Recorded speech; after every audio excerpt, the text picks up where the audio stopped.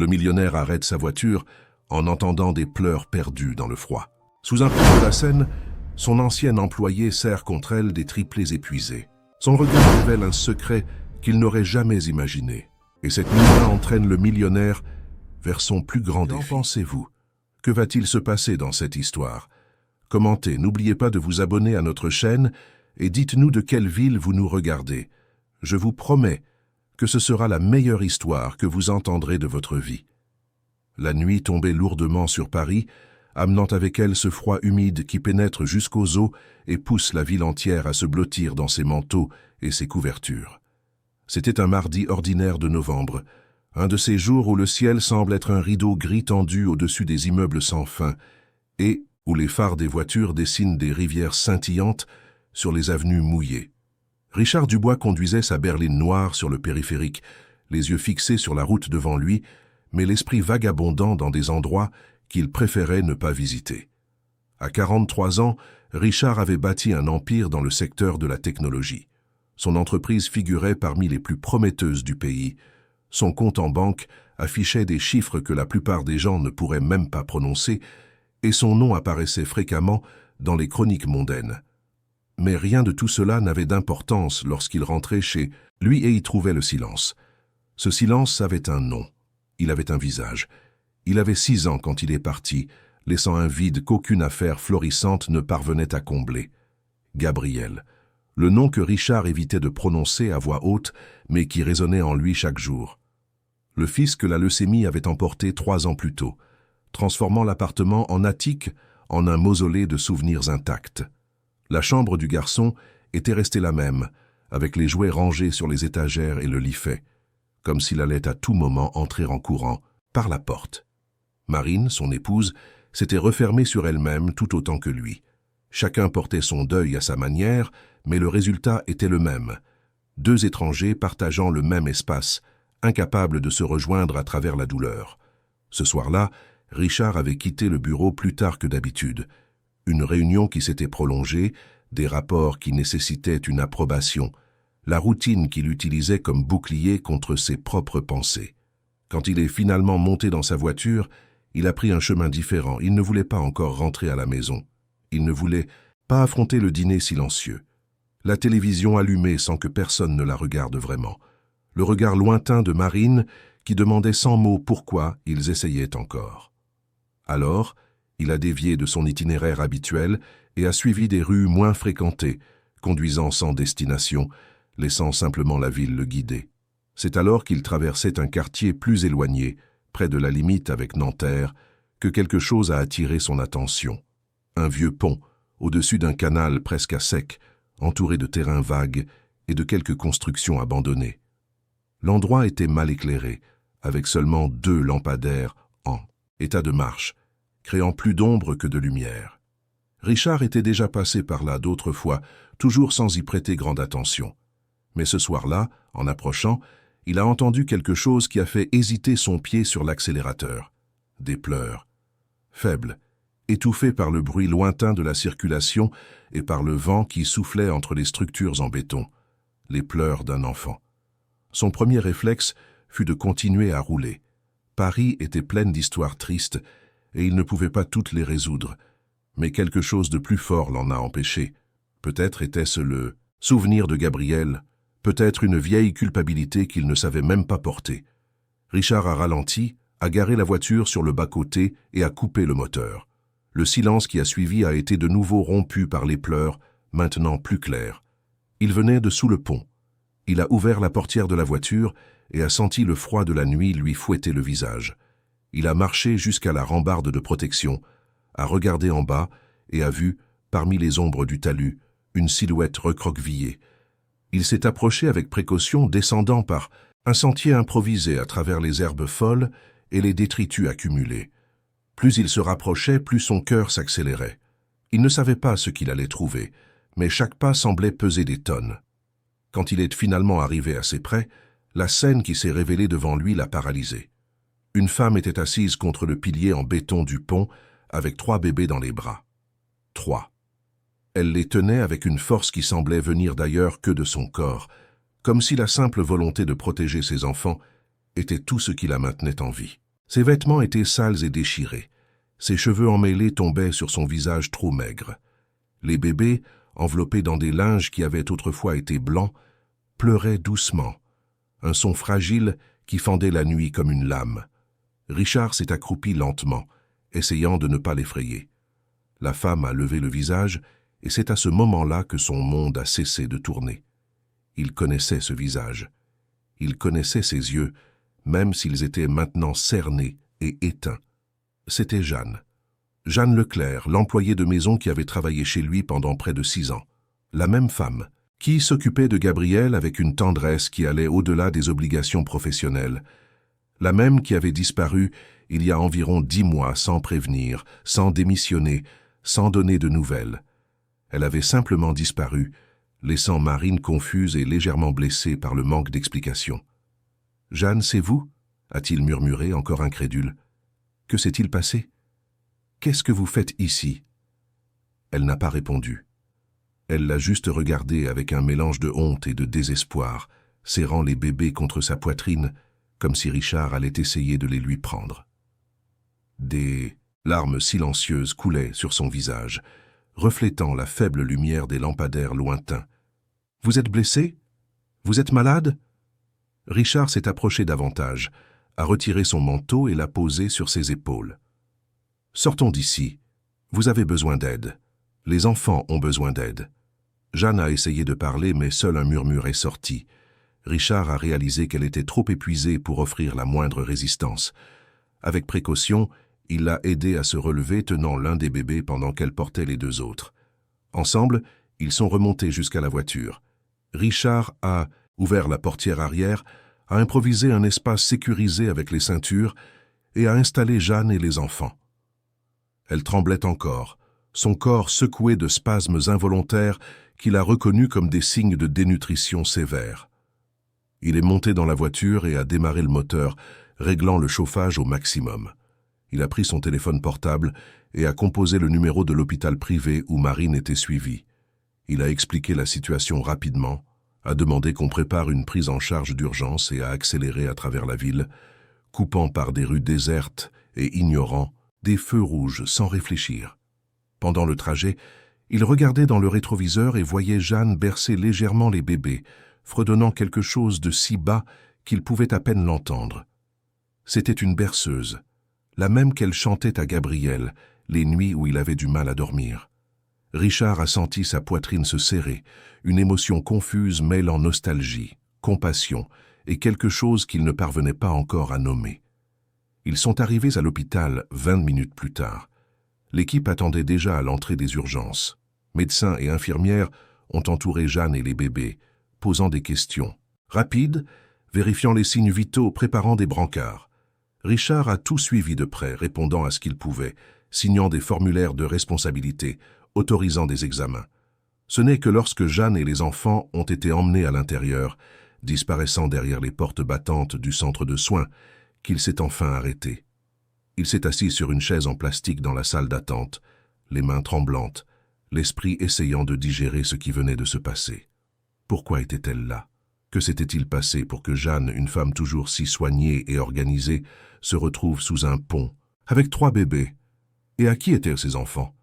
Les questions se multipliaient sans réponse. Richard a pris son téléphone et a appelé Marine. Elle a répondu à la 3e sonnerie, la voix ensommeillée de quelqu'un qui était déjà au lit. « Marine, il faut que tu viennes à l'hôpital Sainte-Claire, maintenant. »« Qu'est-ce qui s'est passé? Tu vas bien ?» Son inquiétude était immédiate, automatique. « Je vais bien, mais j'ai trouvé Jeanne. Tu te souviens d'elle, notre ancienne employée de maison ?» Il y eut une pause de l'autre côté de la ligne. « Jeanne? Celle qui a disparu? » « Oui, elle était dans la rue avec 3 bébés. Elle est très mal en point. Je l'ai amenée à l'hôpital. J'ai besoin que tu viennes. » Marine n'a pas posé d'autres questions.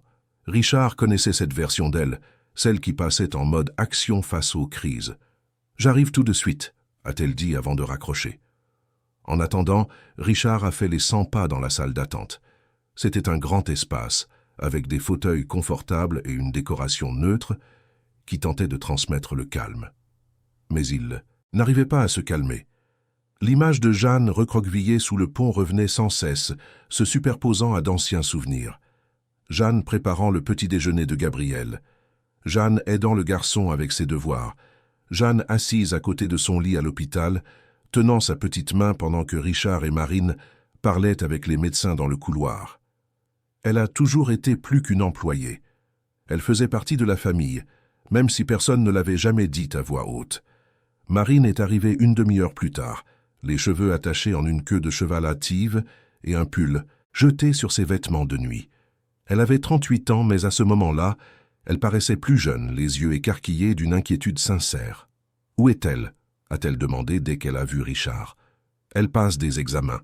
Les médecins ne m'ont pas encore donné de nouvelles. »« Et les enfants ?»« 3 bébés, des triplés, je crois. Ils doivent avoir 5 ou 6 mois. » Richard a passé la main dans ses cheveux, un geste de nervosité qu'il répétait depuis toujours. Elle était anéantie, Marine. Je ne sais pas comment elle a survécu jusqu'à maintenant. Marine s'est assise à côté de lui, les mains jointes sur ses genoux. Pendant des années, elle et Jeanne s'étaient côtoyées quotidiennement. Elles n'étaient pas amies au sens traditionnel du terme, mais il y avait un respect mutuel, une confiance silencieuse qui rendait leur relation confortable. Quand Jeanne a disparu, Marine s'est inquiétée. Elle a appelé plusieurs fois son ancien numéro, qui était déjà hors service. Elle a demandé aux voisins, mais personne ne savait rien. Finalement, elle a embauché quelqu'un d'autre et a continué sa vie, mais elle s'est toujours demandé ce qui avait bien pu se passer. « Tu penses qu'elle fuyait quelqu'un » a demandé Marine à voix basse, comme si elle verbalisait une peur que Richard partageait aussi. « Je ne sais pas, mais nous allons le découvrir. » Près de 2 heures se sont écoulées avant qu'un médecin ne sorte enfin pour leur parler. C'était un homme d'une 50aine d'années, aux cheveux grisonnants et à l'expression fatiguée mais sereine. Le docteur Fournier, selon le badge sur sa blouse blanche. « Monsieur Dubois ?» La patiente est stable maintenant. Elle souffrait de dénutrition sévère, de déshydratation et d'épuisement extrême. Il y a des signes qu'elle a passé des mois sans alimentation adéquate. Les bébés sont également dénutris, mais ils réagissent bien au traitement. Nous allons les garder en observation pendant quelques jours. « Peut-elle parler ?» a demandé Richard. « Elle est encore très faible, mais consciente. Elle a dit qu'elle devait vous parler. » Richard a regardé Marine, qui a hoché la tête. « Vas-y, je reste ici avec les bébés. » Il a suivi le docteur Fournier dans les couloirs blancs de l'hôpital, jusqu'à une chambre privée. Jeanne était allongée dans le lit, connectée à des perfusions et des moniteurs. Ses yeux se sont tournés vers la porte quand il est entré, et de nouvelles larmes ont commencé à couler. « Pardon » a-t-elle murmuré, la voix rauque. « Pardon pour tout. » Richard a tiré une chaise et s'est assis à côté du lit. « Vous n'avez pas à vous excuser. Racontez-moi simplement ce qui s'est passé. Pourquoi êtes-vous parti? À qui sont ces bébés ?» Jeanne a fermé les yeux un instant, comme pour rassembler ses forces pour ce qu'elle s'apprêtait à dire. « Ce sont les vôtres », a-t-elle murmuré si bas qu'il l'a à peine entendu. « Quoi? »« Les bébés. Ce sont vos enfants, Richard. » Le monde a semblé trembler sous ses pieds. Richard a eu l'impression que le sol s'était ouvert et qu'il tombait dans un vide infini. Il a ouvert la bouche pour parler, mais aucun son n'est sorti. Jeanne a continué, les mots sortant entrecoupés de sanglots. C'était une nuit, une seule nuit. Vous étiez complètement perdu, ivre après l'enterrement de Gabriel. Marine était partie chez sa mère. Vous étiez seul en train de pleurer dans le salon. Je suis venu vous apporter un thé pour essayer d'aider. Et c'est arrivé. Ce n'était pas de votre faute. Vous ne vous en souvenez même pas, je le sais. Le lendemain, vous vous êtes réveillé et n'avez rien dit, alors j'ai pensé que ça ne s'était pas produit. Mais quand j'ai découvert que j'étais enceinte, j'ai eu peur. Peur de détruire votre mariage, peur de donner l'impression d'avoir profité de la situation. J'ai essayé de vous le dire. J'ai écrit une lettre, mais quelqu'un l'a prise avant que vous ne la lisiez. Alors, j'ai fui. Richard était paralysé. Il essayait de se souvenir de cette nuit, mais tout était flou. Il se souvenait de la douleur écrasante après l'enterrement. Il se souvenait d'avoir bu jusqu'à perdre conscience. Il se souvenait de s'être réveillé sur le canapé le lendemain avec la pire gueule de bois de sa vie. Mais ce qui s'était passé entre ces moments était un trou noir dans sa mémoire. Pourquoi n'avez-vous pas réessayé? Pourquoi ne m'avez-vous pas cherché après? Jeanne a ouvert les yeux, le regard fixé sur le plafond. « Parce que mon père l'a découvert. Il est devenu furieux, m'a traité de tous les noms, de profiteuse. Il a dit que j'avais ruiné ma vie et la sienne. Il m'a mise à la porte, je n'avais nulle part où aller. J'ai passé les derniers mois à vivre dans des foyers, à faire des petits boulots quand je le pouvais, à essayer de survivre. Quand les bébés sont nés, c'est devenu encore plus difficile. Je n'avais pas assez de lait pour nourrir les trois. Je n'avais pas d'argent pour le lait en poudre. J'ai perdu ma place au foyer parce que je ne pouvais pas payer. Et j'ai fini dans la rue. » Richard a mis ses mains sur son visage, essayant d'absorber tout cela. « Mes enfants, » a-t-il répété, testant les mots, « vous avez traversé tout ça seul, en portant mes enfants. Pardon, vraiment, pardon. Vous n'avez pas à vous excuser. C'est moi qui aurais dû m'en rendre compte. J'aurais dû vous chercher quand vous avez disparu. » Il s'est levé, faisant les 100 pas dans la chambre. « Nous allons régler ça. Vous et les enfants, vous irez bien. Je vous le promets. » Mais avant toute promesse, Richard savait qu'il devait en avoir le cœur net. Le lendemain, il a demandé au docteur Fournier de faire un test ADN. Non par méfiance, mais parce qu'il avait besoin de quelque chose de concret pour traiter l'information. L'attente des résultats a été une torture. Marine, quand elle a appris toute l'histoire, est entrée en état de choc. Elle s'est enfermée dans sa chambre pendant des heures et Richard pouvait entendre le son étouffé de ses pleurs à travers la porte. Il voulait la consoler, mais ne savait pas comment. Comment expliquer quelque chose qu'il ne comprenait pas lui-même entièrement? Les résultats sont arrivés 3 jours plus tard. Positif. Probabilité de paternité, 99,9%. Richard a lu le document plusieurs fois, chaque lecture rendant tout cela plus réel. Il avait 3 enfants. 3 bébés qui étaient nés et avaient grandi sans qu'il ne sache leur existence. 3 vies qui dépendèrent de lui maintenant. Quand il a montré le résultat à Marine, elle était assise sur le balcon de l'appartement, regardant la ville illuminée en contrebas. Elle a pris le papier, l'a lu en silence, puis le lui a rendu. Elle n'a rien dit pendant plusieurs minutes. « Je ne sais pas quoi ressentir », a-t-elle finalement murmuré. « Une partie de moi veut crier, tout casser. Une autre partie ne ressent que du vide. Et il y a une petite, toute petite partie qui regarde cette situation et y voit une seconde chance. » Une seconde chance de quoi? D'être à nouveau mère, d'avoir une maison de nouveau pleine de vie. Marine a tourné son visage vers lui, les yeux rouges mais secs. « Mais j'ai besoin de temps, Richard. J'ai besoin de comprendre comment nous en sommes arrivés là. » Il a hoché la tête. « Tout le temps qu'il te faudra. » Dans les jours qui ont suivi, pendant que Jeanne et les bébés se remettaient à l'hôpital, Richard a commencé à tout organiser. Il a engagé des avocats pour s'occuper de la reconnaissance légale des enfants. Il a parlé à des assistantes sociales des prochaines étapes. Il a préparé l'une des chambres de l'appartement pour les triplés. Et, pour la première fois en 3 ans, il a ressenti quelque chose qu'il avait oublié. Un but. Ses bébés avaient besoin de lui, et il n'allait pas échouer une 2e fois. Mais alors qu'il se préparait à ramener sa nouvelle famille à la maison, des forces qu'il ne connaissait pas encore s'agitaient dans l'ombre. Des gens qui verraient cette révélation non pas comme une seconde chance, mais comme une menace. Et ce qui allait arriver mettrait à l'épreuve non seulement la capacité de Richard à être un nouveau père, mais aussi sa capacité à protéger ceux qu'il aimait contre un monde qui pardonne rarement les erreurs du passé. Une semaine après que Jeanne et les triplés eurent quitté l'hôpital, la vie de Richard s'était transformée en quelque chose qu'il ne reconnaissait plus. L'appartement, autrefois un musée silencieux, de souvenirs douloureux, était maintenant rempli de pleurs, de couches, de biberons et d'un chaos organisé qui défiait toute tentative de contrôle. Les 3 bébés, baptisés Lucas, Sophie et Michel, occupaient la chambre que Richard avait préparée à la hâte, avec des berceaux neufs, des mobiles colorés et un babyphone qui transmettait chaque son à la chambre principale. Mais malgré toute la structure physique mise en place, la structure émotionnelle de la maison s'effondrait.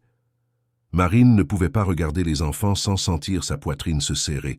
Ce n'était pas de la colère, exactement, bien qu'il y eût une pointe de ressentiment quand elle pensait à la façon dont tout était arrivé. C'était plutôt un mélange confus de peur, de jalousie et de culpabilité de ressentir de la jalousie. Ces bébés étaient innocents. Ils n'avaient pas demandé à naître ainsi, fruits d'une nuit dont Richard ne se souvenait même pas, mais chaque fois qu'elle les voyait, Elle se rappelait que son mari avait partagé avec une autre femme quelque chose qui, pendant des années, n'avait appartenu qu'à eux. Et pire, alors qu'elle pleurait encore la perte de Gabriel, incapable de concevoir à nouveau après les complications de la leucémie, il y avait là 3 enfants en bonne santé qui étaient de lui mais pas d'elle. Jeanne, de son côté, s'était installée dans l'une des chambres d'amis. Richard avait insisté pour qu'elle reste au moins jusqu'à ce qu'elle retrouve pleinement sa santé et décide de ce qu'elle voulait faire. Elle avait accepté, mais le poids de la gratitude mêlée à la honte était presque insupportable. Elle évitait de croiser Marine dans les couloirs, prenait ses repas seule dans la cuisine quand elle était sûre que personne n'était là et passait la plupart de son temps dans la chambre avec les bébés. C'était comme si elle essayait de se rendre invisible, d'occuper le moins d'espace possible dans cette maison qui avait un jour été aussi la sienne, mais d'une manière complètement différente. Les tensions ont explosé un jeudi soir. Richard était rentré tard du bureau, portant la fatigue de réunions interminables et la pression de cacher sa nouvelle réalité familiale à ses associés et employés. Marine était dans le salon, assise sur le canapé avec un verre de vin blanc, regardant la télévision sans vraiment la voir. Quand il est entré, elle n'a même pas tourné la tête. « Salut » a-t-il, tenté posant sa mallette sur la console de l'entrée. Silence. Richard a soupiré et s'est approché d'elle, s'asseyant à l'autre bout du canapé. « Faut que ce soit comme ça ?»« Comme quoi ?» a finalement répondu Marine en le regardant, les yeux fatigués et lointains. « Cette ambiance, cette froideur, il faut qu'on parle. » « Parler de quoi, Richard? Du fait que notre vie est sans dessus-dessous, qu'il y a 3 enfants dans la chambre d'à côté qui sont les tiens mais pas les miens. Du fait qu'à chaque fois que je les regarde, je me souviens que tu as couché avec notre employé de maison. C'était une fois dont je ne me souviens même pas. Tu crois que j'ai voulu que ça arrive? Je ne sais pas ce que tu as voulu. Je ne sais plus qui tu es. » Marine s'est levée, le verre oscillant dangereusement dans sa main. « J'ai passé les 3 dernières années à essayer de survivre à la douleur d'avoir perdu notre fils, Richard. Et maintenant, je découvre que pendant que j'arrivais à peine à sortir du lit, tu en faisais un autre. Ce n'est pas juste et tu le sais. J'étais anéanti cette nuit-là, tu n'étais pas là. Ah, donc c'est de ma faute? Parce que je suis allé chez ma mère? Parce que je n'en pouvais plus de rester dans cet appartement plein de fantômes? Ce n'est la faute de personne, » a haussé la voix Richard, les poings serrés. C'était une erreur énorme qui est arrivée au pire moment possible. Mais ces enfants existent, ce sont mes enfants, et je ne vais pas les abandonner. Marine a ri un son amer et sans joie. Bien sûr que non, ce sont les tiens. Mais moi, où est-ce que je me situe dans cette histoire? Je suis juste l'épouse qui doit tout avaler et faire semblant que tout va bien. Tu es à mes côtés, comme tu l'as toujours été. Il a tenté de s'approcher, mais Marine a reculé. « Je ne sais pas si j'en suis capable, » a-t-elle murmuré, et pour la première fois Richard a vu une peur réelle dans ses yeux. « Je ne sais pas si je suis assez forte pour ça. » Avant qu'il ne puisse répondre, un cri strident a coupé la tension de la pièce. « Michel !» Richard a regardé en direction du couloir, partagé entre consoler sa femme et s'occuper de son fils. Marine a pris la décision pour lui. « Vas-y, tes enfants ont besoin de toi. » Elle lui a tourné le dos et s'est dirigée vers le balcon, fermant la porte coulissante derrière elle avec un bruit qui a semblé aussi définitif qu'une porte de prison. Richard est allé dans la chambre des enfants et a trouvé Jeanne déjà là prenant Michel dans ses bras et le berçant doucement. Elle lui murmurait quelque chose de très bas, une chanson qu'il ne reconnaissait pas. Lucas et Sophie dormaient profondément dans leur berceau à côté. « Pardon » a dit Jeanne sans le regarder. « J'ai essayé de le faire arrêter avant qu'il ne réveille tout le monde. » « Vous n'avez pas à vous excuser. » Il s'est approché, observant le petit visage rouge de Michel, commencer à se calmer. « Je peux ?» Jeanne a hésité une seconde avant de lui passer le bébé dans les bras. Richard a tenu Michel avec précaution, s'habituant encore au petit poids chaud contre sa poitrine. Le garçon avait les yeux fermés, mais ses petits doigts se sont refermés autour de l'index de Richard, et quelque chose a bougé en lui. C'était une sensation étrange, effrayante et réconfortante à la fois. Il était de nouveau père, pas de la manière qu'il avait imaginée, pas de la manière qu'il avait prévue, mais il l'était. « Jeanne, » a-t-il dit à voix basse pour ne pas réveiller les autres bébés, « il faut qu'on parle de ce que vous avez dit à l'hôpital, de la lettre que vous avez écrite. » Elle a baissé la tête, les épaules courbées, comme si elle essayait de se protéger d'un coup. Ça n'a plus d'importance. Si, ça en a. Vous avez dit que quelqu'un l'avait intercepté. Qui? Je ne sais pas, je l'ai laissée sur la petite table de l'entrée avec le courrier. Le lendemain, elle avait disparu. J'ai pensé que vous l'aviez lu et aviez décidé de m'ignorer. Richard a froncé les sourcils. Cela n'avait aucun sens. Il regardait toujours le courrier personnellement. S'il y avait eu une lettre de Jeanne, il l'aurait vue, à moins que quelqu'un ne l'ait vraiment prise avant. Mais qui? Marine? Non, elle n'aurait jamais fait ça. Célia? La femme de ménage qui venait 2 fois par semaine? Possible, mais pourquoi? Vous avez une idée de quand c'était? Quelques jours après cette nuit-là. Ça devait être début novembre de l'année dernière. Richard a fait le calcul. Novembre. Il était si perdu à cette époque, essayant encore de digérer le départ de Gabriel, se noyant dans le travail pour ne rien ressentir. Il est probable qu'il n'aurait même pas remarqué la disparition d'une lettre, même en y prêtant attention. « Je vais découvrir ce qui s'est passé », a-t-il promis. Les jours suivants, Richard a commencé à enquêter discrètement. Il a parlé à Célia qui a juré qu'elle ne touchait jamais au courrier, à part pour le ranger. Il a vérifié les caméras de sécurité de l'immeuble, mais elles ne couvraient pas l'intérieur des appartements. Il commençait à penser qu'il ne découvrirait jamais quand Marine est apparue un soir dans son bureau, tenant une enveloppe jaunie. « J'ai trouvé ça ?» a-t-elle dit, la voix étrangement calme. « C'était dans une boîte à chaussures dans le placard de ton bureau, une boîte avec de vieilles affaires que tu m'avais demandé de ranger quand tu réorganisais. » Richard a pris l'enveloppe. Elle n'était pas scellée, mais on voyait qu'elle avait été ouverte avec soin. À l'intérieur, une feuille de papier avec l'écriture soignée de Jeanne. Il a lu en silence, chaque mot étant absorbé comme du plomb dans l'estomac. Jeanne parlait de la grossesse, de sa peur de ne pas savoir quoi faire. Elle demandait conseil. Elle demandait pardon d'avoir laissé cela arriver. Elle terminait en disant qu'elle respecterait n'importe laquelle de ses décisions, mais qu'elle avait besoin qu'il le sache. « Pourquoi ne me l'as-tu pas donné ?» a-t-il demandé, levant les yeux vers Marine. Elle s'est assise sur la chaise en face de son bureau, les mains jointes sur ses genoux. « Parce que ce n'est pas moi qui l'ai trouvé en premier. » Richard a senti un frisson lui parcourir l'échine. « Alors, qui ?»« Ta mère. » Le monde a semblé tourner au ralenti. « Ma mère ?» Marine a hoché la tête. « Elle était là ce jour-là, tu te souviens ? Elle est passée pour déposer des choses, elle est restée quelques minutes. Elle a dû voir la lettre sur la petite table et l'a prise. Elle a probablement pensé qu'elle te protégeait. Tu sais comment elle est. » Richard savait exactement comment Eliane, sa mère, était. Contrôlante, protectrice jusqu'à l'étouffement, convaincue de savoir ce qui était le mieux pour lui, mieux que lui-même.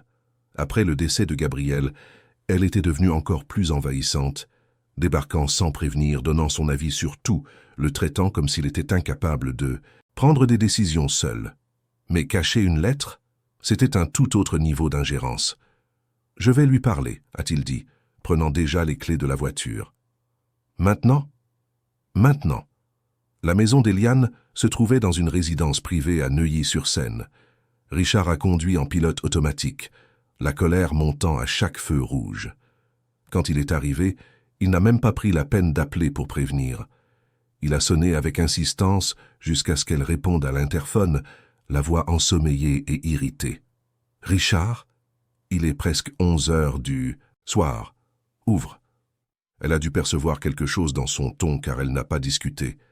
Le portail s'est ouvert avec un bourdonnement électronique. Eliane attendait sur le seuil de la maison, un peignoir de soie enveloppant son corps mince, ses cheveux grisonnants attachés en un chignon lâche.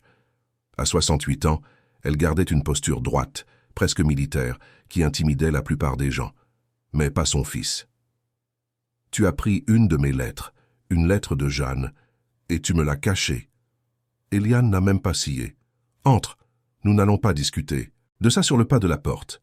À l'intérieur, elle l'a guidé jusqu'au salon, a allumé une lampe et s'est assise dans son fauteuil préféré avec le calme de quelqu'un qui s'apprête à prendre le thé, pas à faire face à une accusation. Richard est resté debout, croisant les bras. « Pourquoi as-tu fait ça ? » « Parce que tu n'étais pas en état de gérer un problème de plus. Tu venais de perdre ton fils. Tu étais anéanti. Si tu avais su que cette femme était enceinte, tu aurais assumé une responsabilité que tu n'étais pas prêt à assumer. Ce n'était pas ta décision, c'était la mienne. Tu es mon fils, j'ai le droit de te protéger. Protéger? Richard a fait un pas en avant, la voix montant. Tu as condamné 3 enfants à mourir de faim dans la rue. Tu as condamné Jeanne à des mois de souffrance. Tout ça parce que tu pensais savoir mieux que moi ce dont j'avais besoin. Eliane est restée impassible. Si elle s'était vraiment souciée de toi, elle aurait insisté. Elle aurait trouvé un autre moyen de te le dire. Elle a essayé, et tu as saboté. Richard s'est passé la main sur le visage, essayant de contrôler sa colère. Je n'arrive pas à croire que tu aies fait ça. Je l'ai fait pour ton bien, et je le referai. Le silence qui a suivi était lourd, chargé d'années de tensions non résolues, d'ingérences non sollicitées, d'un amour qui étouffait plus qu'il ne soutenait. Richard a regardé la femme qui l'avait élevé, qui l'avait allaité, qui l'avait emmené à l'école main dans la main, et j'ai vu une étrangère. Quelqu'un capable de causer tant de souffrance au nom d'un concept déformé de protection. Je ne veux pas que tu approches de mes enfants, a-t-il dit, chaque mot sortant lentement et délibérément. Je ne veux pas de toi dans ma maison. Je ne veux pas de toi dans ma vie tant que tu n'auras pas compris ce que tu as fait et que tu ne t'excuseras pas. Auprès de moi et surtout auprès de Jeanne. Richard, tu ne parles pas sérieusement. Je suis plus sérieux que je ne l'ai jamais été de toute ma vie. Il a tourné le dos et s'est dirigé vers la porte. Quand tu auras un peu de décence, tu sais où me trouver. Il est sorti sans se retourner, ignorant les protestations qui commençaient à s'élever derrière lui. Le chemin du retour a été un flou. Quand il est arrivé, Marine l'attendait dans le salon avec Jeanne.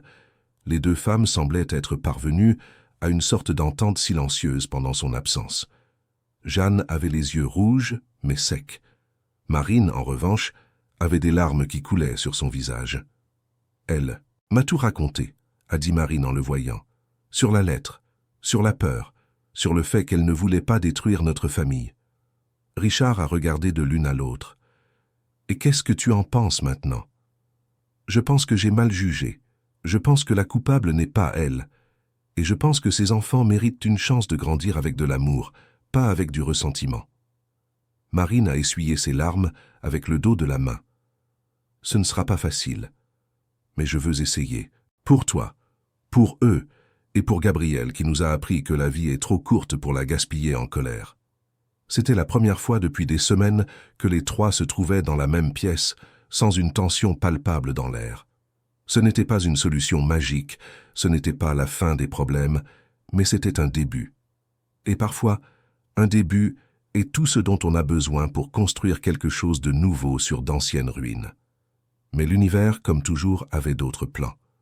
2 jours plus tard, lorsque Richard a décidé d'emmener les triplés prendre le soleil au jardin du Luxembourg, il s'est produit quelque chose qui allait transformer cette situation privée en un spectacle public. Il poussait la poussette triple, encore maladroit avec la logistique de la gestion de 3 bébés en même temps, quand un groupe de personnes l'a reconnu. Richard Dubois, l'entrepreneur en technologie. L'un d'eux, un jeune homme avec une chaîne de potins sur les réseaux sociaux, s'est approché avec son téléphone à la main. « Monsieur Dubois, est-il vrai que ce sont vos enfants ?» Richard a essayé de s'écarter, mais le groupe l'entourait déjà. D'autres téléphones sont apparus, tous en train de filmer. Sans issue, il a décidé d'être direct. « Oui, ce sont eux. Lucas, Sophie et Michel. »« Mais vous n'étiez pas mariés? Où est votre femme ?»« Je suis toujours marié, et ma femme est à la maison. »« Alors ces bébés sont le fruit d'une liaison extra-conjugale ? » ?»« C'est compliqué, » a tenté Richard, mais il sentait déjà la situation lui échapper. C'est à ce moment-là que Sophie a commencé à pleurer bruyamment. Richard s'est penché pour la consoler, la sortant de la poussette. La petite fille a attrapé son doigt et, entre 2 sanglots, a émis un son qui pouvait être interprété comme « papa ». C'était aléatoire, probablement sans signification réelle, mais les téléphones ont tout capté. Et dans le monde des réseaux sociaux, le contexte est facultatif. La vidéo est devenue virale en quelques heures. Des extraits montés montraient Richard avec les bébés, la question sur la liaison extra-conjugale, et Sophie semblant l'appeler « papa ». Les interprétations variaient de manière extravagante. Certains le dépeignaient comme un méchant, un riche qui avait trompé sa femme et abandonné ses enfants jusqu'à ce qu'il soit démasqué. D'autres le voyaient comme un héros, un homme assumant ses responsabilités. Il y en a même eu qui ont suggéré que Marine était stérile et qu'il avait eu recours à une mère porteuse non officielle. La vérité, comme toujours, était plus complexe que n'importe quel récit simpliste ne pourrait le capturer. Mais parmi toutes les réactions, une personne a regardé la vidéo avec un intérêt particulier. Sylviane Costa, 41 ans, seconde épouse de Paul Leclerc, le père de Jeanne. Sylviane avait convaincu Paul d'expulser sa fille lorsqu'elle avait découvert la grossesse, non pas par principes moraux, mais par peur. Paul avait une pension raisonnable et une maison que Sylviane considérait déjà comme sienne. Si Jeanne et 3 petits-enfants apparaissaient pour réclamer des droits, cela pourrait compromettre ses plans futurs. Elle avait travaillé trop dur pour conquérir cette sécurité, en épousant un veuf solitaire et en l'éloignant progressivement de sa fille. Elle n'allait pas laisser des triplés bâtards tout gâcher. En voyant la vidéo, Sylviane a réalisé que la situation avait changé. Jeanne n'était plus seule dans la rue, elle était protégée par un millionnaire, et si Richard assumait publiquement les enfants, cela signifiait qu'il y avait probablement une reconnaissance de paternité, des héritages, des droits. Elle devait agir avant que Jeanne ne décide de réclamer aussi quelque chose à son père. Elle a pris le téléphone et a appelé un avocat de sa connaissance, connu pour son manque de scrupules et l'abondance de ses victoires judiciaires douteuses. « J'ai besoin que vous enquêtiez sur une personne pour moi », a-t-elle dit quand il a répondu. Et ensuite, nous parlerons de la manière de protéger certains intérêts familiaux. De l'autre côté de la ville, ignorant les complots qui se tramaient, Richard, Marine et Jeanne tentaient de construire une routine. Ce n'était pas parfait.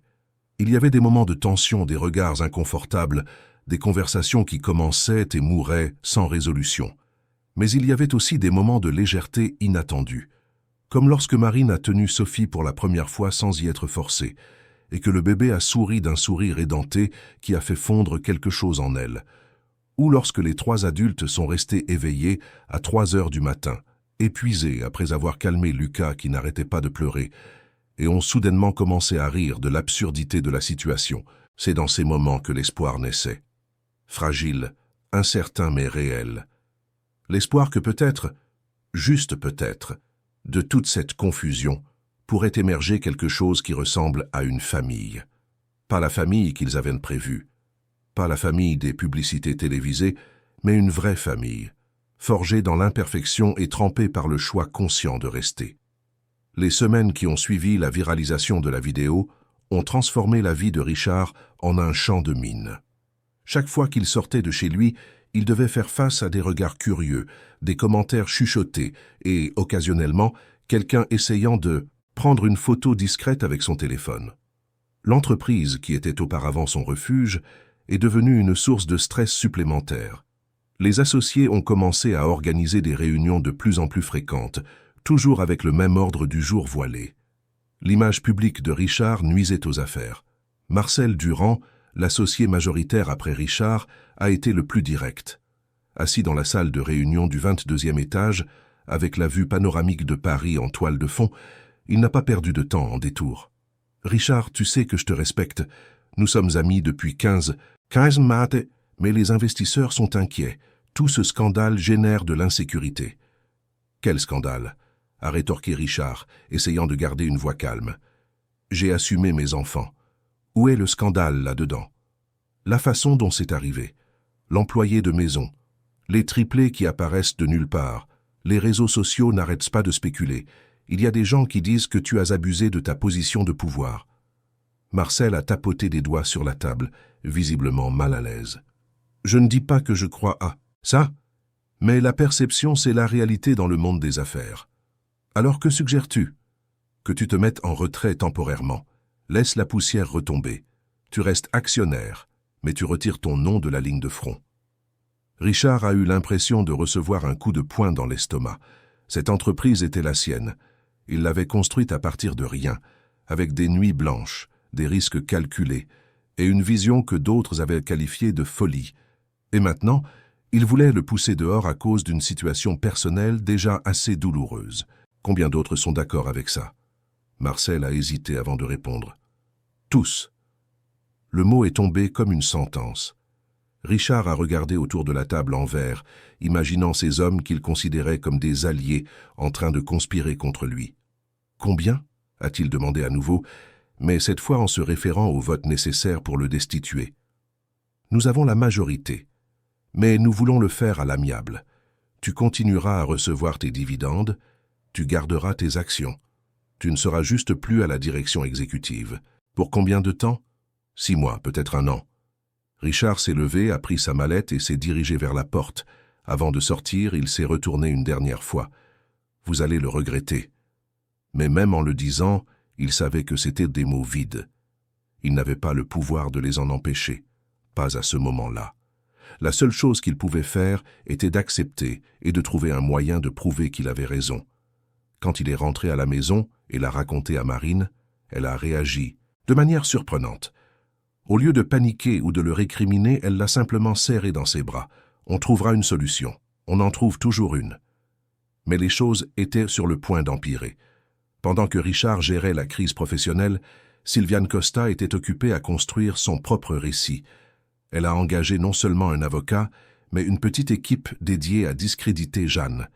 La première étape a été de chercher des personnes du passé de Jeanne, prêtes à témoigner contre elle pour de l'argent. La deuxième a été de créer de faux profils sur les réseaux sociaux pour répandre des rumeurs. La troisième, plus cruelle, a impliqué quelqu'un que Sylviane connaissait depuis des années, Marthe Ferrière, directrice d'un orphelinat municipal qui avait un historique de petits détournements et d'arrangements douteux. Marthe a accepté la proposition de Sylviane sans grande hésitation. L'argent était l'argent et sa conscience était déjà si entachée qu'une tache de plus ne ferait aucune différence. Ensemble, elles ont commencé à semer l'idée que Jeanne était une mère négligente, que les bébés seraient mieux dans un foyer d'accueil, que Richard était manipulé par une profiteuse. Elles ont utilisé des témoignages fabriqués de prétendus témoins affirmant avoir vu Jeanne maltraiter les enfants. Elles ont retouché de vieilles photos pour créer de faux contextes. Elles ont déposé une requête judiciaire demandant la suspension de la garde de Jeanne, arguant d'un risque pour les enfants. Jeanne a tout découvert lorsqu'elle a été convoquée à une audience. Elle était dans la cuisine, préparant des biberons, lorsque l'huissier de justice a sonné à la porte. En lisant les documents, ses mains se sont mises à trembler si fort qu'elle a failli laisser tomber les papiers. Les accusations étaient absurdes, mais elles étaient là, noir sur blanc, tamponnées et signées. Mère négligente, comportement inapproprié, risque pour les mineurs.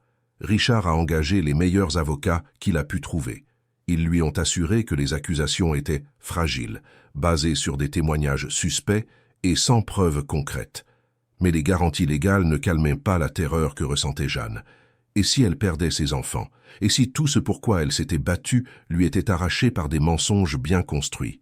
Marine, observant le désespoir de Jeanne, a senti quelque chose changer en elle.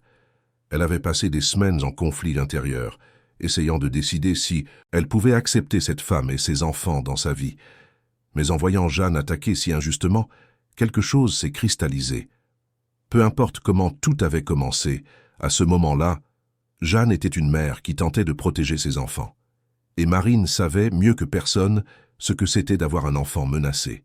« Nous allons nous battre ensemble », a dit Marine un soir, s'asseyant à côté de Jeanne dans le salon. « Tu n'es pas seule là-dedans. » Jeanne l'a regardé, les yeux brillants de larmes non versées. « Pourquoi faites-vous ça ?»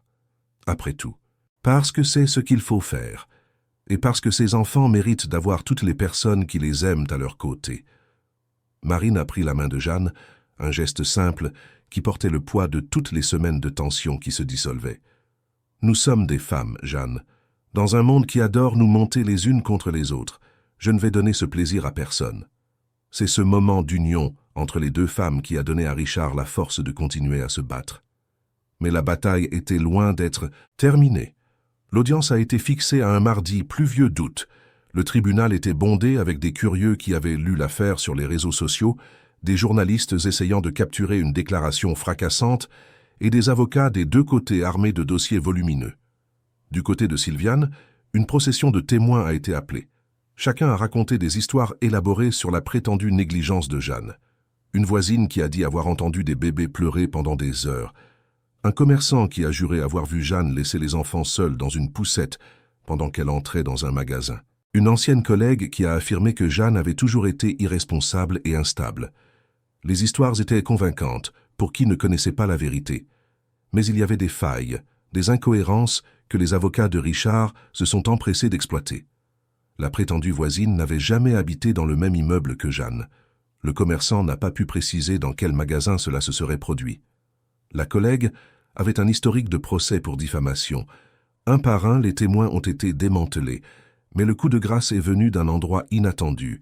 Madame Gisèle, une dame de 72 ans qui habitait en face de la maison de Paul Leclerc, le père de Jeanne, a demandé à témoigner. Elle ne figurait sur la liste d'aucune des parties, mais a insisté sur le fait qu'elle avait des informations pertinentes. La juge, une femme d'une 50aine d'années au regard perçant, qui semblait traverser les mensonges comme du papier, l'a autorisée. Madame Gisèle est montée à la barre avec difficulté, s'appuyant sur une canne. Mais quand elle a commencé à parler, sa voix était ferme et claire. « J'habite en face des Leclerc depuis 23 ans. J'ai vu Jeanne grandir. J'ai vu quand sa mère est décédée. J'ai vu quand cette Sylviane est apparue et a commencé à se mêler de la vie de tout le monde. » L'avocate de Sylviane a tenté de l'interrompre, mais la juge a fait un geste pour qu'elle continue. « J'étais à la fenêtre le jour où ils ont mis Jeanne à la porte. Je l'ai vue partir avec une valise, enceinte jusqu'aux yeux, en pleurant. Et j'ai vu Sylviane sur le seuil, en train de sourire. De sourire, imaginez. » Madame Gisèle a secoué la tête, indignée. « Et après, quand ces bébés sont nés, ces bébés sont... J'ai vu Sylviane commenter avec les autres voisines qu'elle espérait qu'aucun d'eux ne survivrait. Elle a dit que ce serait mieux ainsi. Moins de complications. » Un murmure a parcouru la salle. La juge a frappé de son marteau pour demander le silence. Sylviane était blême, ses mains serrant son sac si fort que les jointures de ses doigts sont devenues blanches. « Avez-vous des preuves de cela, madame ?»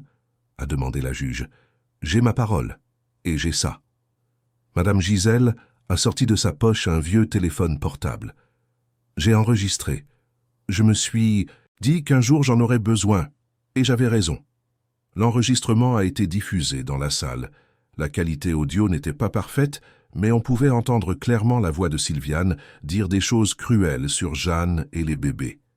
Parler de la façon dont elle espérait que la situation se résoudrait d'elle-même, un euphémisme terrible pour ce qu'elle voulait vraiment dire. Admettre qu'elle avait payé des gens pour témoigner contre Jeanne. Rire de la facilité avec laquelle on pouvait manipuler le système. Le silence qui a suivi était absolu. Même les journalistes avaient cessé de griffonner sur leurs bloc-notes, absorbés par l'ampleur de ce qu'ils venaient d'entendre. La juge a regardé Sylviane avec une expression qui mêlait dégoût et déception professionnelle. La requête est rejetée, et je suggère fortement que la police enquête sur les allégations faites dans cet enregistrement. Elle a frappé de son marteau. L'audience est levée. Jeanne s'est effondrée en sanglots dans les bras de Marine. Richard a plissé les yeux, sentant le poids de semaines de tension commencer enfin à se relâcher. De l'autre côté de la salle, Sylviane a tenté de sortir rapidement, mais a été encerclée par les journalistes et peu après, par des agents de police présents au tribunal. Son avocat a tenté d'argumenter quelque chose sur la diffamation et le contexte, mais il était trop tard. La vérité avait une fâcheuse tendance à refaire surface, peu importe le nombre de couches de mensonges empilées dessus. Dans les semaines qui ont suivi, les enquêtes ont révélé davantage. Des documents falsifiés pour tenter de prouver que Jeanne avait des antécédents de problèmes mentaux. Des virements bancaires suspects à des témoins. Des emails entre Sylviane et Marthe planifiant chaque étape de la campagne de diffamation. Marthe a perdu son poste à l'orphelinat et a fait face à des accusations criminelles. Sylviane a été inculpée de plusieurs crimes, dont tentative de fraude procédurale et complot. Paul Leclerc, quand il a finalement compris l'étendue de ce que sa femme avait fait, a demandé le divorce et a tenté de se rapprocher de Jeanne. Mais le mal était fait. Certains ponts, une fois brûlés, ne peuvent être reconstruits. Les médias, qui pointaient auparavant des doigts accusateurs sur Richard et Jeanne, présentaient maintenant des excuses. Des émissions de télévision invitaient Jeanne à raconter son histoire. Des magazines voulaient faire des articles sur la résilience. Mais Jeanne a refusé la plupart des offres. Elle ne voulait pas être célèbre. Elle voulait juste vivre en paix avec ses enfants et reconstruire sa vie loin des projecteurs. C'est dans ce climat de soulagement et de nouveau départ que Marine a fait une découverte qui allait tout changer une fois de plus. Elle avait des nausées depuis quelques semaines, mais les attribuait au stress. Quand son retard de règles a atteint 3 semaines, elle a décidé de faire un test, plus pour écarter l'impossible possibilité que par conviction qu'il serait positif. Après tout, les médecins avaient dit que ses chances de tomber à nouveau enceinte étaient minimes après les complications du traitement de Gabriel. Mais c'était bien là, sur l'écran numérique du test de pharmacie, le mot qu'elle ne s'attendait pas à voir. Enceinte. Marine s'est assise sur le sol de la salle de bain, le test encore à la main, et s'est mise à rire et à pleurer en même temps. C'était absurde, c'était impossible, c'était un miracle. Elle a appelé Richard, qui est accouru en pensant que quelque chose n'allait pas. Quand elle lui a montré le test, il a d'abord cru à une blague. Puis, quand il a réalisé que c'était réel, il l'a prise dans ses bras et l'a fait tourner, quelque chose qu'il n'avait pas fait depuis qu'ils étaient 2 jeunes amoureux. Jeanne, en apprenant la nouvelle, a offert un sourire sincère et une étreinte chaleureuse. « Enfin quelque chose de bien », a-t-elle dit. « Quelque chose qu'on peut célébrer sans crainte. » Et c'était vrai. Pour la première fois depuis longtemps, il y avait quelque chose à célébrer qui n'était pas accompagné de complications, de peur ou de regrets. C'était une nouvelle vie, pure et simple. Un bébé qui serait le frère ou la sœur des triplés. Un enfant qui grandirait dans une famille qui, bien que non traditionnelle, était unie par un amour choisi et pas seulement par les obligations du sang. La grossesse de Marine a également eu un effet inattendu sur sa relation avec les triplés. Auparavant, elle les voyait comme des rappels douloureux d'une trahison, même non intentionnelle. Mais maintenant, enceinte, elle a commencé à les voir différemment. Ils étaient les frères et la sœur du bébé qui grandissait en elle. Ils faisaient partie de la famille qu'elle était en train de construire. Elle a commencé à passer plus de temps avec eux, tenant Lucas quand il pleurait, chatouillant Sophie jusqu'à ce qu'elle rie, chantant pour Michel avant de dormir. Cela ne s'est pas fait du jour au lendemain, et il y a eu des jours où la difficulté revenait. Mais progressivement, l'amour a fleuri là où il n'y avait auparavant que du ressentiment. Richard observait ces transformations avec une gratitude silencieuse. Il voyait Marine devenir la mère des triplés de la même manière qu'elle était la mère de Gabriel, avec soin et dévouement. Il voyait Jeanne retrouver confiance en elle, faire des projets, pour l'avenir sourire plus souvent. Et il voyait ses 4 enfants, 3 qui étaient déjà là et 1 en route, comme la preuve que même des situations les plus improbables peut naître quelque chose de beau. L'entreprise, finalement, l'a rappelé. Les associés ont reconnu que l'image publique de Richard s'était transformée, de présumé méchant à père dévoué qui a affronté l'adversité pour protéger sa famille. Les investisseurs, toujours attentifs à l'opinion publique, ont réalisé que l'histoire avait un attrait positif. Richard est retourné à la direction, mais cette fois avec des conditions. Moins d'heures au bureau. Plus de flexibilité pour être avec sa famille. Et une clause garantissant que les questions personnelles ne seraient plus jamais utilisées comme motif de mise à l'écart. Mais tout n'était pas résolu.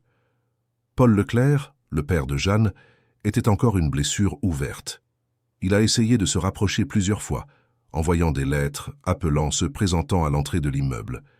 Mais Jeanne n'était pas prête à pardonner. Peut-être ne le serait-elle jamais.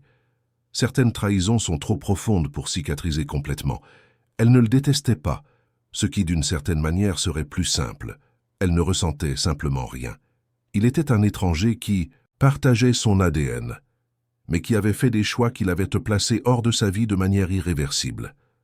Madame Gisèle, la voisine courageuse qui avait témoigné, est devenue une présence constante dans la vie des triplés. Marine l'a invitée à être la marraine de baptême des 3 enfants, une façon d'honorer la femme qui a eu le courage de dire la vérité quand tant d'autres ont choisi le silence. La cérémonie a été simple, dans une petite chapelle, avec seulement des amis proches et la famille. Eliane, la mère de Richard, n'a pas été invitée. Elle avait tenté de s'excuser par lettre. Mais Richard n'était pas encore prêt pour cette conversation. Certaines blessures ont besoin de temps. Alors que l'hiver cédait la place au printemps et que le ventre de Marine s'arrondissait visiblement, la maison qui était autrefois un mausolée de silence s'est transformée en quelque chose de vibrant. Il y avait des rires, des discussions sur les couleurs des murs pour la chambre du nouveau bébé, des après-midi entiers consacrés à jouer avec les triplés sur le tapis du salon.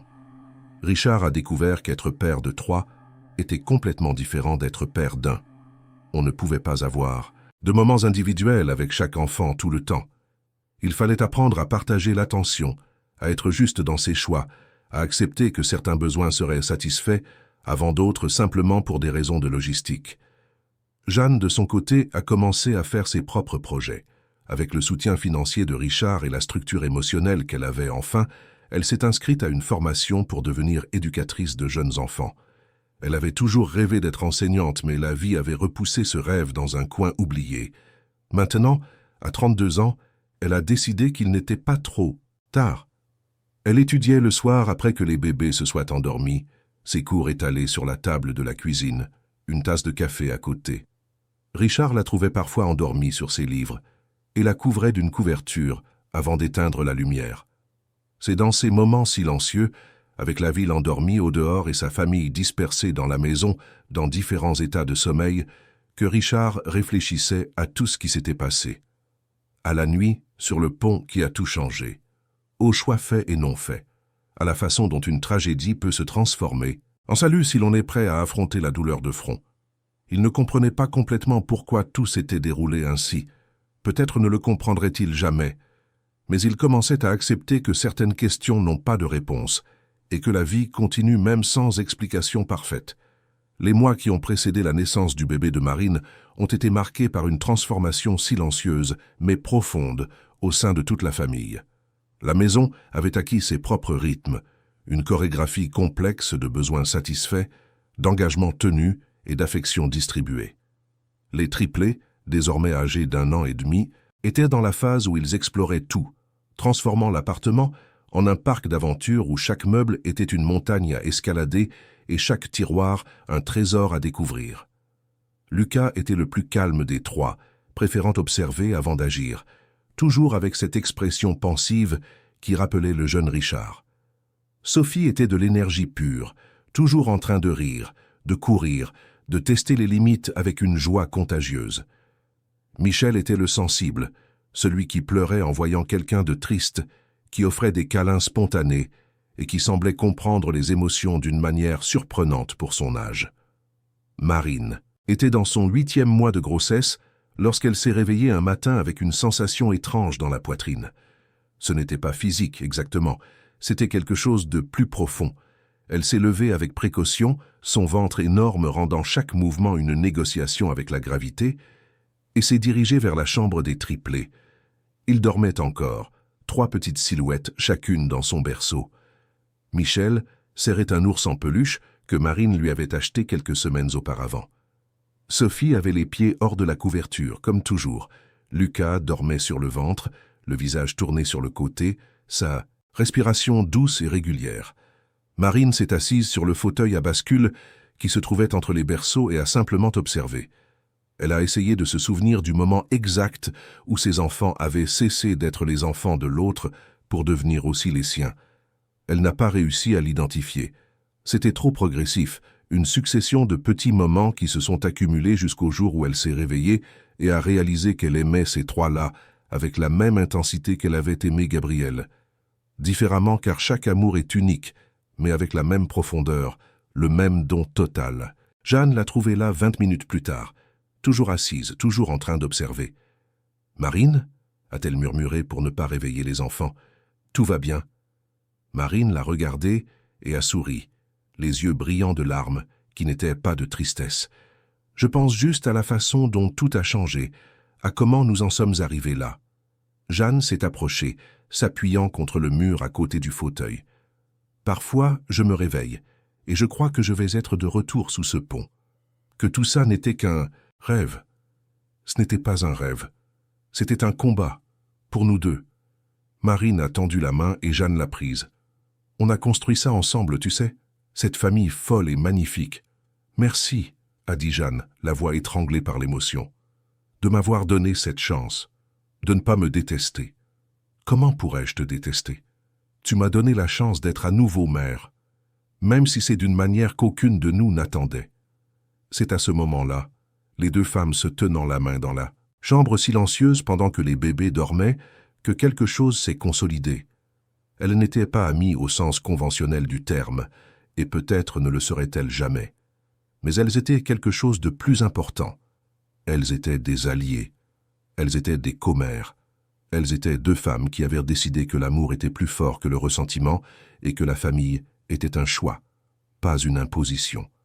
Richard les a trouvées ainsi quand il s'est réveillé et est allé les chercher. Il est resté sur le seuil un moment, juste à les observer, et a ressenti une vague d'émotions si forte qu'il a dû s'appuyer sur le montant de la porte. Cette scène domestique et imparfaite, était tout ce dont il n'avait jamais su qu'il avait besoin jusqu'à ce qu'il le perde, puis le retrouve d'une manière complètement différente. La naissance d'Hélène a eu lieu un mardi ensoleillé de décembre. Contrairement à ce qui s'était passé avec Gabriel, où des complications avaient de marquer chaque étape, l'accouchement d'Hélène a été paisible. Marine a commencé le travail en pleine nuit, et à 9 heures du matin, la petite fille était déjà au monde, pleurant à pleins poumons, ses poumons fonctionnant parfaitement. Quand on a placé Hélène dans les bras de Marine, elle a regardé ce petit visage rouge et plissé et a compris ce que les gens voulaient dire en parlant de renaissance. Elle renaissait là, à ce moment-là, à travers cet enfant qui n'était pas un substitut de Gabriel, mais une continuation de l'histoire qu'il avait commencée. Richard a tenu Hélène avec une révérence qui allait au-delà de la paternité. C'était la gratitude matérialisée. Jeanne est venue à l'hôpital quelques heures plus tard, amenant les triplés pour rencontrer leur sœur. La scène était chaotique, avec Sophie voulant toucher le bébé avec ses petites mains collantes de jus, Lucas observant avec méfiance et Michel déclarant déjà son amour éternel avec son air dramatique. L'infirmière présente dans la chambre a souri et a commenté « Quelle belle famille vous avez !» Et c'était vrai. Belle dans son imperfection, dans sa complexité, dans ses cicatrices visibles qu'ils apprenaient à transformer en marques de résistance et non de honte. Les semaines suivantes ont été un tourbillon d'adaptation. 4 jeunes enfants dans un appartement, même grand, représentaient une logistique qui défiait toute planification. Mais ils ont trouvé un moyen. Marine allaitait Hélène tout en supervisant les jeux des triplés.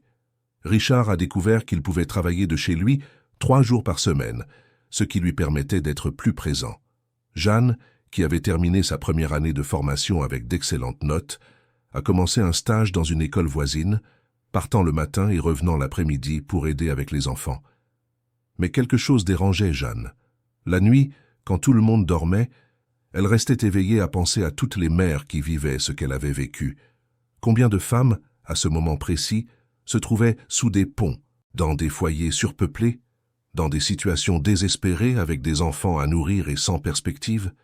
L'idée a commencé modestement, juste une pensée récurrente, mais elle a grandi, jusqu'à ce qu'elle ne puisse plus l'ignorer. Un dimanche de janvier, alors que l'été parisien battait son plein et que les enfants faisaient la sieste, Jeanne a rejoint Richard et Marine sur le balcon où ils buvaient un jus glacé pour échapper à la chaleur. « Je peux vous parler de quelque chose ?»« Bien sûr », a dit Richard en faisant de la place sur le canapé d'extérieur. « Assieds-toi. » Jeanne a pris une profonde inspiration, organisant ses pensées. « J'ai beaucoup pensé à ce qui m'est arrivé, à la façon dont j'en suis arrivé là et à ce qui aurait pu être différent. Et je crois que je veux faire quelque chose pour aider d'autres mères, des mères qui sont là où j'étais. » Marine s'est penchée en avant, intéressée. Quel genre de choses? Une fondation peut-être, ou une ONG, quelque chose qui offre un soutien aux femmes enceintes en situation de vulnérabilité. Un abri temporaire, une assistance médicale, un soutien psychologique, une aide pour trouver un emploi. Tout ce que je n'ai pas eu et dont j'avais désespérément besoin. Jeanne a regardé ses mains, nerveuse. Je sais que ça semble prétentieux. Je suis à peine diplômée. Je n'ai aucune expérience dans ce domaine. Mais j'ai quelque chose que beaucoup de gens n'ont pas. Je sais exactement ce que c'est que d'être de l'autre côté. Richard et Marine ont échangé un regard. Il n'a pas été nécessaire de dire quoi que ce soit. La décision était déjà prise. « Nous allons le faire », a dit Richard. « Je peux fournir le capital de départ. Nous pouvons monter une structure professionnelle, engager des gens qui s'y connaissent, mais c'est toi qui seras à la tête. Ce sera ta vision qui guidera tout. »« Vraiment ?» a demandé Jeanne, les yeux écarquillés. « Vraiment », a confirmé Marine, « et je veux aider aussi. Je ne connais pas grand-chose à la gestion d'ONG, mais je m'y connais en communication. Je peux m'occuper de la partie promotion, de la collecte de fonds. Les mois suivants, le projet a pris forme. Ils ont baptisé la fondation l'Étoile du Berger, en référence à ce que Richard avait représenté pour Jeanne cette nuit-là sur le pont. Une lumière dans l'obscurité, un guide quand tout semblait perdu. Ils ont loué une vieille maison de ville dans le quartier de Plaisance, l'ont rénovée en conservant son charme d'origine, mais en l'adaptant aux besoins d'un refuge. Ils ont créé 10 chambres, chacune pouvant accueillir une mère avec jusqu'à 3 enfants. Ils ont aménagé une cuisine communautaire où les mères elles-mêmes se relayaient pour les tâches, maintenant un sentiment d'autonomie et de dignité. Ils ont établi des partenariats avec des hôpitaux, des cliniques de psychologie, des entreprises prêtes à offrir des emplois, des écoles qui accepteraient les enfants. L'inauguration a eu lieu en avril et la réponse a été immédiate. Au cours des 3 premiers mois, ils ont accueilli 22 femmes et 41 enfants. Chaque histoire était différente, mais toutes avaient en commun le même désespoir que Jeanne connaissait si bien. Il y avait Camille, 19 ans, mise à la porte par ses parents quand elle est tombée enceinte. Roberte, 35 ans, qui a fui une relation violente. Françoise, 27 ans, qui a perdu son emploi alors qu'elle était enceinte de jumeaux et n'a pas pu trouver un autre logement. Chacune d'elles a trouvé à l'Étoile du Berger non seulement un toit et de la nourriture, mais quelque chose de plus précieux, l'espoir. Jeanne visitait la fondation tous les jours. Elle parlait avec les mères, écoutait leurs histoires, partageait la sienne. Elle ne se positionnait pas en sauveuse, mais en quelqu'un qui comprenait. Il y avait un pouvoir là-dedans, une connexion qui transcendait les mots. Les femmes voyaient en elle non pas une bienfaitrice lointaine, mais une survivante qui avait réussi. Et si elle avait réussi, peut-être qu'elle le pouvait aussi. Les médias qui s'intéressaient autrefois au scandale voulaient maintenant raconter l'histoire de la rédemption. Des émissions de télévision invitaient Jeanne pour des interviews. Des magazines faisaient des reportages sur l'Étoile du Berger. Un documentaire indépendant a commencé à suivre le quotidien de la Fondation. L'histoire s'est répandue sur les réseaux sociaux, non plus comme un ragot, mais comme une source d'inspiration. Des milliers de personnes commentaient, partageaient, certains offraient des dons. La Fondation a grandi, mais la croissance a apporté des défis. Gérer une ONG était différent d'en avoir l'idée. Il y avait des questions bureaucratiques, légales, financières. Il y avait des jours où Jeanne rentrait chez elle épuisée, sentant qu'elle n'en faisait pas assez, qu'elle devrait en faire plus. C'est Marine qui l'a surprise dans un de ces moments de découragement et lui a dit quelque chose que Jeanne n'oublierait jamais. « Tu ne peux pas sauver tout le monde, mais chaque personne que tu aides est un univers entier que tu as changé. Ne sous-estime pas cela. » Pendant que la Fondation prospérait, la famille trouvait aussi sa nouvelle normalité. Les triplés ont commencé à fréquenter une petite école, où ils sont rapidement devenus populaires en tant que triplés, cette rareté qui fascine les autres enfants. Hélène grandissait vite, un bébé souriant qui semblait illuminer n'importe quelle pièce. Richard, qui était retourné à l'entreprise avec une énergie renouvelée, a découvert que le succès professionnel sans équilibre familial était vide de sens. Il quittait le bureau à 18 heures, quoi qu'il se passe, car il avait appris qu'il y a des choses plus importantes que les rapports et les réunions. Eliane, la mère de Richard, a finalement réussi à obtenir un rendez-vous avec lui après des mois de demande.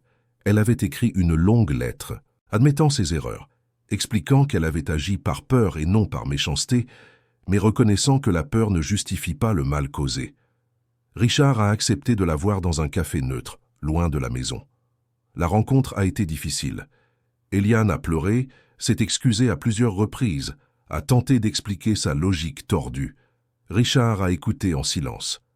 Quand elle a terminé, il a simplement dit « Je te pardonne ». Mais la confiance se reconstruit avec des actes, pas avec des mots. Si tu veux vraiment faire partie de la vie de tes petits-enfants, tu devras prouver chaque jour que tu as changé. Eliane a accepté les conditions. Elle a commencé lentement, avec des visites supervisées, toujours respectueuses, jamais envahissantes. Peu à peu, elle a conquis une place. Elle n'est jamais redevenue la matriarche contrôlante qu'elle était, mais elle a appris à être une grand-mère qui soutenait au lieu de commander. Paul Leclerc, le père de Jeanne, n'a pas eu la même chance. Il a continué à essayer de se rapprocher, envoyant des cadeaux qui étaient retournés, des lettres qui restaient sans réponse. Jeanne ne pouvait tout simplement pas. Ce qu'il avait fait l'avait trop profondément blessée. Il ne s'agissait pas de pardon ou de son absence. Il s'agissait de protection. Elle ne lui faisait pas confiance pour ne pas la blesser à nouveau, et elle n'était pas prête à prendre ce risque. Peut-être qu'un jour cela changerait, peut-être pas. Elle avait fait la paix avec l'incertitude. 2 ans après la nuit sur le pont, l'Étoile du Berger a organisé un événement de collecte de fonds. C'était dans une salle élégante de Saint-Germain-des-Prés, avec des entrepreneurs, des artistes, des politiciens et des gens ordinaires qui croyaient en la cause. Jeanne était nerveuse. Elle n'était pas douée pour les discours, n'aimait pas être au centre de l'attention. Mais Marine l'a encouragée. « Raconte ton histoire, c'est tout. Ton histoire est assez puissante. » Quand son tour est venu de parler, Jeanne est montée sur scène les jambes tremblantes. Elle a regardé l'auditoire de visage attentif et a trouvé Richard et Marine au premier rang, les 4 enfants assis avec eux. Marine tenait Hélène sur ses genoux. Richard avait Lucas sur une jambe et Sophie sur l'autre. Michel était à côté tenant la main d'une des assistantes qui aidait à s'occuper des enfants pour l'événement. Cette image a donné à Jeanne le courage dont elle avait besoin. « Bonsoir », a-t-elle commencé, la voix sortant plus ferme qu'elle ne l'espérait. « Je m'appelle Jeanne Leclerc. Il y a 2 ans, j'étais sous un pont avec mes 3 bébés, sans nourriture, sans espoir, sans voir d'issue. Aujourd'hui, je suis ici devant vous, non pas parce que je suis spécial, mais parce que j'ai eu de la chance d'être trouvé par quelqu'un qui a décidé d'aider, la chance d'avoir des gens qui m'ont soutenu quand j'en avais le plus besoin, la chance d'être dans un pays où, malgré toutes les difficultés, il y a encore des gens prêts à faire la différence. » Elle a fait une pause, laissant les mots s'installer. Mais tout le monde n'a pas cette chance. En ce moment même, des mères dorment sur les trottoirs. Des femmes enceintes n'ont rien à manger. Des enfants grandissent sans le minimum que tout être humain mérite. L'Étoile du Berger existe pour être leur chance, pour être le pont entre le désespoir et l'espoir. Et nous ne pouvons pas le faire seuls. Nous avons besoin de chacun d'entre vous. Quand elle a terminé, après avoir donné plus de détails sur le travail de la Fondation et les projets futurs, le public s'est levé pour l'applaudir. Jeanne est descendue de la scène les larmes aux yeux et s'est jetée dans les bras de Richard et Marine. Les triplés l'ont entourée, ne comprenant pas complètement ce qui se passait mais sentant que c'était important. Hélène, à seulement 2 ans, a tendu ses petits bras vers Jeanne et elle l'a prise dans ses bras, enfouissant son visage dans les cheveux bouclés de la petite fille. La soirée a rapporté suffisamment de dons pour étendre. La Fondation a 2 nouvelles antennes, une dans l'est de Paris et une autre dans le sud. Le rêve grandissait, atteignant plus de gens, sauvant plus de vies. Mais pour Jeanne, le plus important n'était pas les chiffres, c'était chaque visage individuel. C'était chaque mère qui trouvait un emploi. C'était chaque enfant qui entrait à l'école. C'était chaque sourire qui apparaissait là où il n'y avait auparavant que du désespoir. Les années ont passé. Les triplés sont entrés à l'école primaire. Hélène a grandi, vive et curieuse, posant toujours 1000 questions sur tout. L'Étoile du Berger est devenue une référence nationale en matière de soutien aux mères vulnérables, servant de modèle à des initiatives similaires dans d'autres régions. Jeanne a obtenu son diplôme et a commencé un master en politique publique. Marine a publié un livre racontant l'histoire de la famille et de la Fondation qui est devenu un best-seller et a été adapté en série télévisée. Richard a développé ses affaires, mais en maintenant toujours l'équilibre entre travail et famille qu'il avait appris à apprécier. La grande maison qu'ils ont achetée quand les enfants ont grandi n'avait plus l'ombre de l'ancien appartement. Elle était pleine de vie, de bruit, de désordre organisé. Elle sentait la cuisine maison que Jeanne insistait pour préparer le week-end. Les lumières étaient toujours allumées dans les chambres des enfants.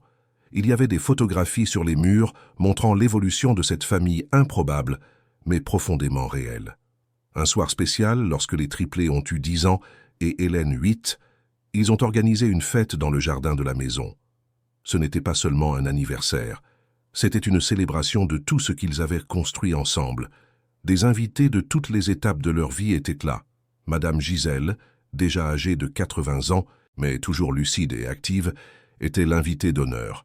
Des collègues de travail de Richard, des amis de Marine, des mères passées par l'Étoile du Berger et qui avaient maintenant reconstruit leur vie. Les professeurs des enfants, tous réunis pour célébrer. Lucas, Sophie et Michel ont fait un petit discours qu'ils avaient préparé avec l'aide de leur professeur de français. « Nous voulons vous remercier », a commencé Lucas, toujours le plus éloquent des trois, d'avoir la famille la plus cool du monde. On sait que notre histoire est différente. On sait qu'on est né d'une manière compliquée.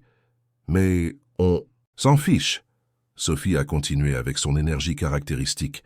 Ce qui compte, c'est qu'on est aimé. On a 2 mères qui s'occupent de nous, un père qui est toujours là, une sœur qui est pénible, mais qu'on aime quand même. Des rires ont éclaté dans le jardin. Hélène a fait la moue mais a souri ensuite. Michel a terminé, la voix douce mais ferme. Et on veut que tout le monde sache que la famille, ce n'est pas une question d'ADN. C'est une question de qui choisit de rester. Qui choisit d'aimer, qui choisit de ne pas abandonner même quand c'est difficile. Merci de nous avoir choisis. Il n'y avait pas un œil sec dans le jardin. Jeanne et Marine se sont étreintes, pleurant ouvertement.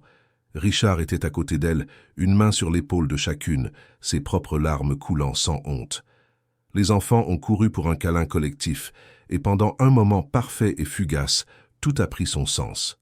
Toutes les douleurs, toutes les erreurs, toutes les difficultés avaient mené à cela, à cette famille enlacée sous les lumières du jardin pendant que la ville respirait autour d'eux.